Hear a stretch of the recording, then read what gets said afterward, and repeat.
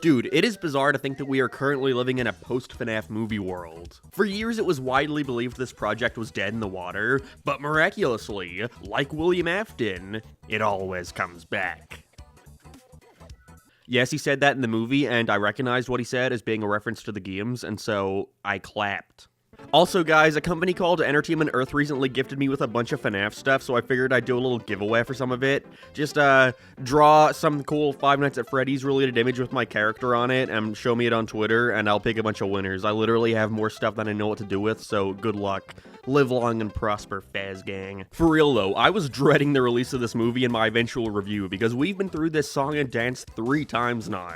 First, Detective Pikachu came out to less than ideal reviews and the fans of the franchise got mad because if they don't like the thing that I like, then that's like them saying I bad too. And both Sonic movies had that same reaction, just more extreme.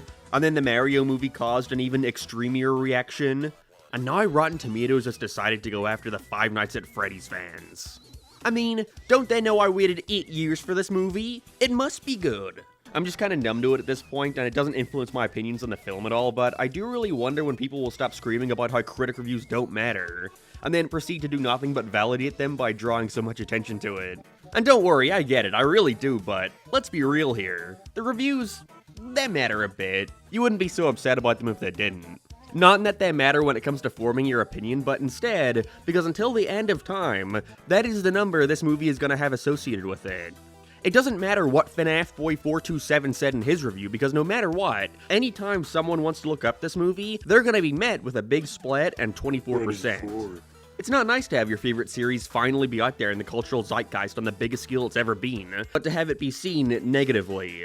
Let's be honest, that must matter to some of you a bit. I didn't even like the first or second Sonic movie, and I was still kinda bummed at all the negative reviews. Even if I agreed with them, because in the back of my mind, that fan part of me was saying, Sonic, why Sonic, why Sonic, why Sonic, why Sonic, why Sonic? It's just a natural response, but I suppose I hope that while we're allowed to have our own views on what others have to say about a piece of media, that we can still respect that said others are valid in their feelings. This movie was made for fans, sure, but a large focus was also put on making it accessible for folks who had never engaged with the franchise before. And if those people didn't enjoy it, their inexperience with the games doesn't make that any less valid. Anyways, I've stalled long enough. What did I think? You're not gonna be happy. Really, I can split up my review into 2 sections. What I thought as a fan of FNAF, versus what I thought as an average moviegoer. One really enjoyed it and had a lot of fun, while the other was disappointed at how underwhelming it all felt, and I think you can guess which was which. This movie has a paper-thin plot that can be summed up as, Mike Schmidt needs a job. Is directed over to the long-abandoned Freddy Fazbear's Pizza Place so he can be the new security guard. However, the old animatronics there get a bit quirky at night, and so now he has to survive. Five Nights at Freddy's. Of course, a big question when translating such a simple point-and-click horror game to the big screen is how they're gonna stretch this out for an hour and a half. And the answer comes from Mike's little sister, Abby. After their parents died, Mike became her primary caretaker, but is at threat of having her taken away by their aunt if he doesn't prove he's competent enough to hold a job. This becomes a problem when he has to juggle taking care of a kid and working, resulting in him having to take her to Freddy's with him, which is an issue upon finding out from the local police officer Vanessa that a bunch of kids went missing at Freddy's in the 80s, with their ghosts possessing the animatronics. This information is just kind of dropped onto you casually. Mike doesn't even need to explain it to Abby at all, she already just assumes it and is cool with it and wants to be friends with him still. Them being the 4 main animatronics, Freddy, Bonnie, Chica, and Foxy, who stole the fucking show mod I had. He did way more than anyone else. Honestly, it was kind of jarring how little Freddy did here. A majority of this movie's very few kills were done by the other 3. I was a little disappointed, even if I get that's how his AI worked in the game too. For the most part, though, I feel like the plot for the FNAF movie was the best they could have done with the mindset of setting up future sequels in mind, yet still having a standalone story. But my main issues with it more so come from what they didn't do. There are a lot of aspects of this film that come off just kinda empty, and like they could have explored it further. But despite having an incredibly long and drawn-out beginning, the latter half of the movie speeds on by when it feels as if there's about 20 minutes of story left to tell. The biggest case of this is in relation to Vanessa and William Afton, neither of which felt very developed. And I want to make it clear that if I bring up anything here that doesn't make sense and your response is, well, in the games, or, well, in the books, or, well, in my headcanon, because I don't care. I think I've made it clear on this channel that I've played all the games, I've read all the books. Sure, I know this, But to me, when you're making a movie based off an already established IP, you still need to go out of your way to explain even the simplest details for a new audience, and re-establish how this new version of the world works and why the characters are the way they are. Even if it's already common knowledge to you, because you engaged with its other media. Vanessa is just weird in general. The whole movie she acts like some kind of sick werewolf freak. She just regularly checks up on the police and Mike, already aware of what's going on with the animatronics, which I feel takes away a bit of the tension. There's never any part of this movie where Mike is trying to explain what's going on to someone, and they have that little moment where there's silence and someone in the background goes, well, this is awkward. But all of this is because later on it's revealed that Vanessa was around when the kids were initially kidnapped because her dad owns the police, William Afton, who just sort of shows up randomly at one point. He's the one who gave Mike the job at the start of the movie under a different name, because he recognized him from when he kidnapped and killed his younger brother as a kid. Yeah, I keep a checklist. But he literally does not show up until the very end when Mike turns around and he's just standing there, menacingly.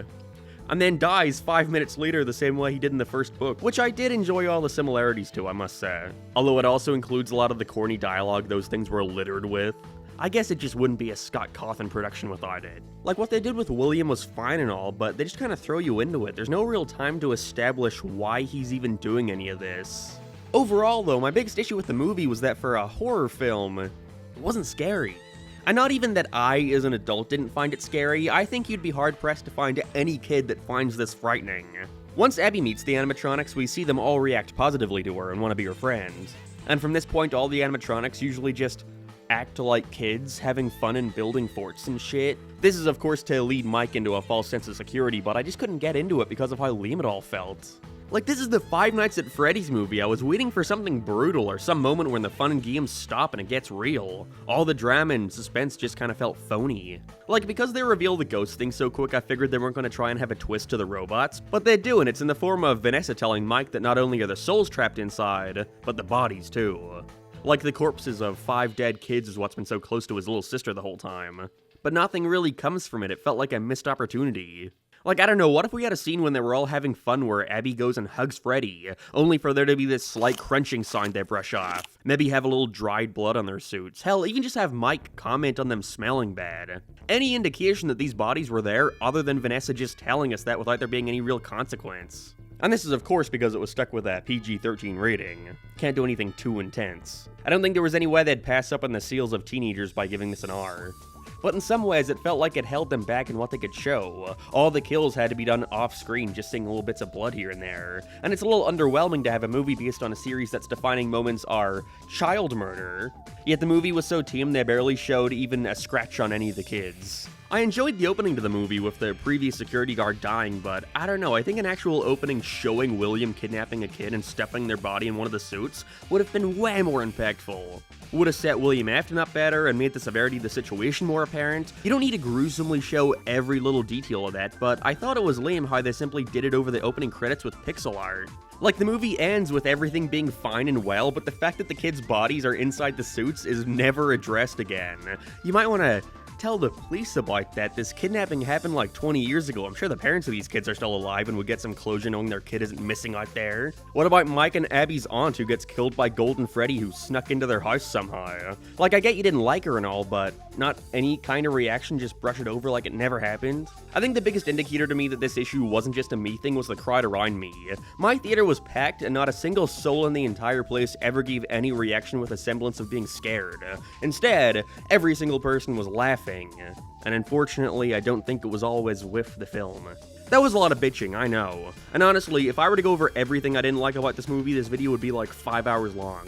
But at the same time, I didn't come out of this movie with a negative reaction, because it was just so much fun.